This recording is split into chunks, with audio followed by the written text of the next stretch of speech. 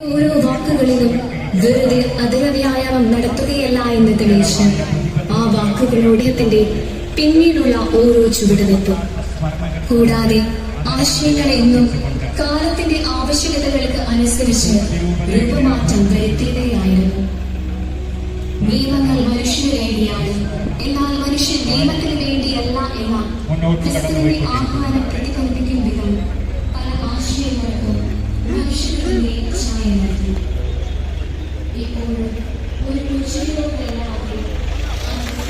എന്ന് പറഞ്ഞ് അവളുടെ കഴിവുകളെയും വീക്ഷണങ്ങളെയും കൂടുതൽ തുറന്ന മനസ്സോടെ സ്വീകരിക്കാൻ എല്ലാവരെയും സ്നേഹവായ്പോടെ നിർബന്ധിച്ചു. വിനയത്തിന്റെ മാതൃക ഓർമ്മിക്കുന്ന പെസഹ തിരുനാളിൽ ജയിൽ പുള്ളികളുടെയും അഭയാർത്ഥികളുടെയും കാലുകൾ കഴുകി ചുംബിച്ചു. നിങ്ങൾ എളിമയെന്ന പുണ്യം അണിയുവിൻ എന്ന് പലവര് പറയുന്നതിനേക്കാൾ എത്രയോ ശക്തമായിരുന്നു ഉദാത്തമായ ആ മാതൃക.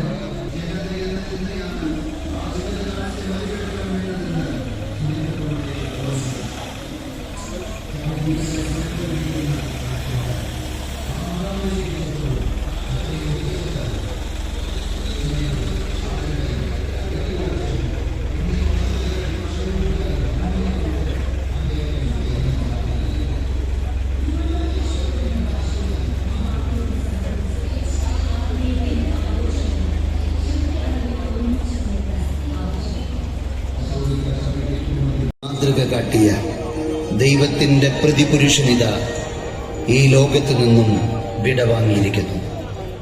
അദ്ദേഹത്തിന്റെ ഭാഷ സ്നേഹമായിരുന്നു. അദ്ദേഹം സൃഷ്ടിച്ച വിപ്ലവം മതിച്ചത് ബുദ്ധിയെ ആയിരുന്നില്ല, മറിച്ച് ജനഹൃദയങ്ങളെ ആയിരുന്നു.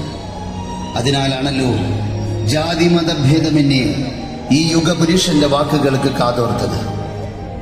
1936 ഡിസംബർ 17 തീരത്ത് ആനന്ദമോടെ ചേർന്നിരിക്കും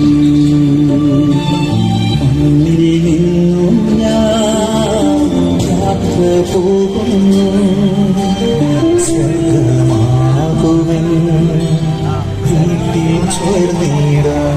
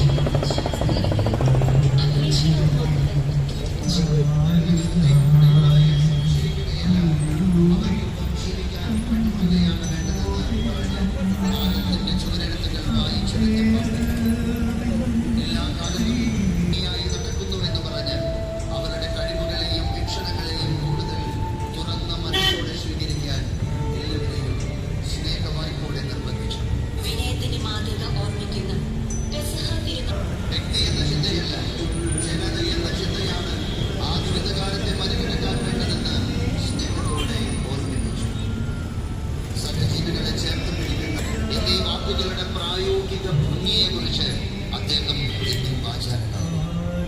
സ്വർഗീയ ഭവനത്തിലേക്ക് യാത്രയായിരിക്കുന്നു. ഈ വലിയ ഇടയന്റെ വാക്കുകളിൽ ഭാഷയുടെയോ ആശയങ്ങളുടെയോ സങ്കീർണതയില്ല. അവയെന്നും സാധാരണക്കാർക്കുള്ളതായിരുന്നു. വിശുദ്ധ ജീവിതത്തിന്റെ വെളിച്ചം ബാക്കി വെച്ച് അന്ത്യയാത്ര പോലും ലളിതത്തിന്, മനുഷ്യനെ മനുഷ്യനായി കണ്ടതിന്, മുറിവേറ്റവരുടെ ശബ്ദമായതിന്, സമാധാനത്തിന്റെ കാവലാളായതിന്, സർവോപരി തന്റെ പിൻഗാമികൾക്ക് തേജസ്സുറ്റ ഒരു വഴിവിളക്കായതിന്, സ്വന്തം ജീവിതത്താൽ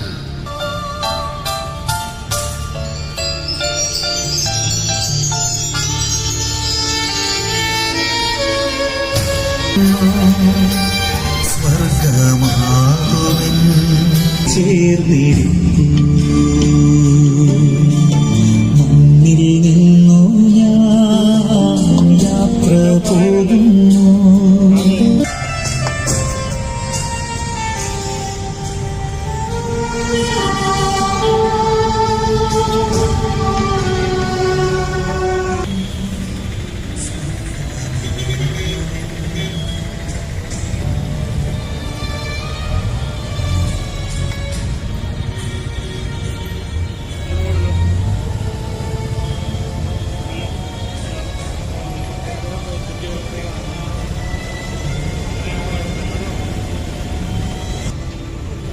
തിരിച്ചറിഞ്ഞിരുന്നോ?